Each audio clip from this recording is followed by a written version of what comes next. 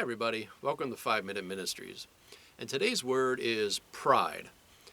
Now, I know pride can be a touchy subject considering there are many people who think pride is a great thing and we should all have it. And there are others who are on the opposite side who think pride is a very destructive thing and we should avoid it at all costs. Well, I'm going to go through my little lesson here and you can decide on where you stand when it comes to pride. But let's go through the definition first. Pride is a feeling of deep pleasure or satisfaction derived from one's own achievements or achievements of those with whom one is closely associated, or from qualities or possessions that are widely admired. And that has a very positive ring to it. It sounds like a very good thing. But I want to talk about the word proud for a moment, because really the idea behind both are the same, but proud has a different definition. And proud is having or showing a high or exceedingly high opinion of oneself or one's importance. And that seems to have a negative ring to it. Now I bring them both up because they do go hand in hand. And you can be all or nothing with this one, but I don't want you to think that way. I want to talk about what pride is and why it can be a good thing, and when it becomes sin. So, why is pride a good thing? Because it is an expression of honor. You read Matthew chapter 3, verses 16 and 17, you will get an idea of what I'm talking about. But just a small explanation, it's like, I'm proud of what my children have done. I'm proud of my spouse for his or her accomplishment. I'm proud of my country for where it stands. I'm proud of this. I'm proud of... And it's just giving a place of honor to usually people, but also to things. It's like, and you understand what I mean. And it's always, that's the matter of pride that is not sinful. So when does it become sinful? It becomes sin when we think the object of our pride is by our own hands. Daniel chapter 4, verses 29 to 32, we'll talk about that. Nebuchadnezzar saying, look at Babylon that I have built. And then God has to say, no, I allowed you to build Babylon. I gave you your position. See, that's the thing.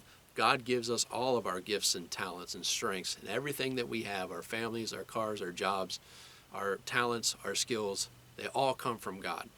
Whether you're saved or not, He gives everybody those things. Pride becomes sin when it brings us to an attitude of superiority or arrogance. Read 1 Samuel 18, 6-9 and John chapter 9, 29 to 34, and you'll get an idea of what I'm talking about there. This is John chapter 9 is the Pharisees.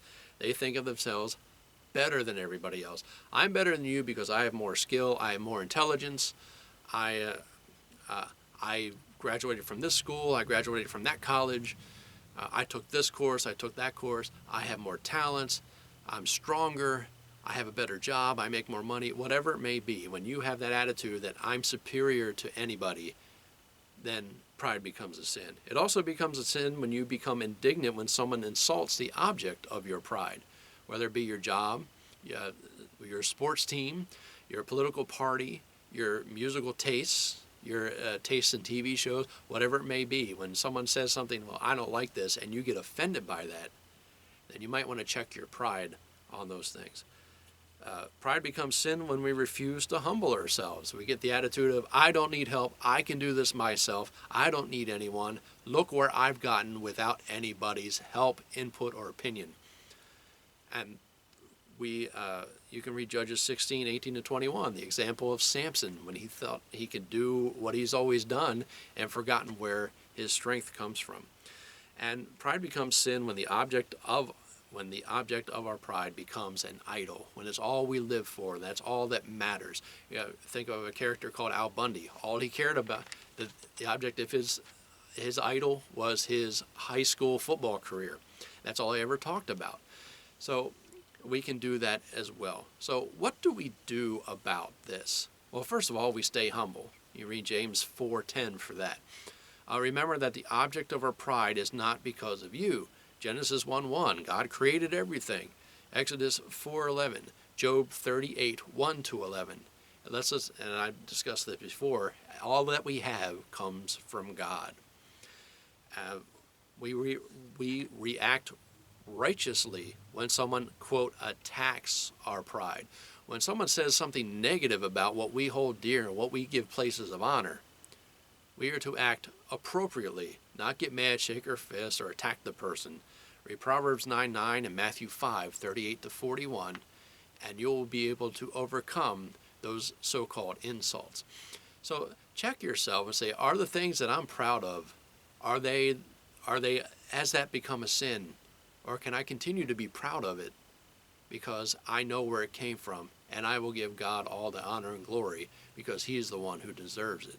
So again, we need to examine ourselves. Do I have the pride? If you do, you need to repent of it and start to act in humility. This has been 5 Minute Ministries, and I'll see you next time.